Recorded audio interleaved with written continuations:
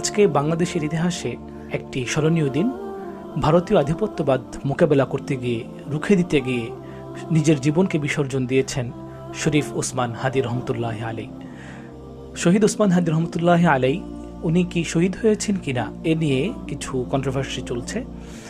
দেখুন, আমি আপনাদেরকে একটি হাদিস বলি। হাদিসটি হচ্ছে, রাসূল সাল্লাল্লাহু আলাইহি সাল্লাম বলেছেন, মান কুতিলা দুনা আহলিহি ফাহুয়া শাহীদুন, মান কুতিলা দুনা মালিহি ফাহুয়া শাহীদুন, মান কুতিলা দুনা দামিহি ফাহুয়া শাহীদুন, ও মান কুতিলা দুনা দীনিহি ফাহুয়া শাহীদুন।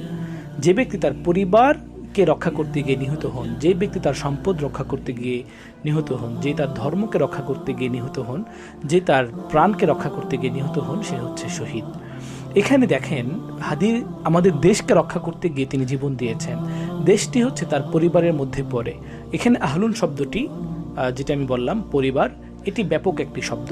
এটি তার নিজের বিলঙ্গিংস যা কিছু আছে সব কিছুই এটা সামিল করে। তো এই হিসেবে আমরা বলতে পারি যে হাদি রহমতুল্লাহ আলী যেহেতু দেশকে রক্ষা করতে গিয়ে, ভারতীয় আধিপত্যবাদ মোকাবেলা করতে গিয়ে নিহত হয়েছেন, নিজের জীবনকে বিসর্জন দিয়েছেন, তার মানে তিনি হচ্ছেন শহীদ। আমরা দোয়া করি আল্লাহ তাআলা তার শাহাদাতকে কবুল করুন। আমিন। আসসালামু আলাইকুম।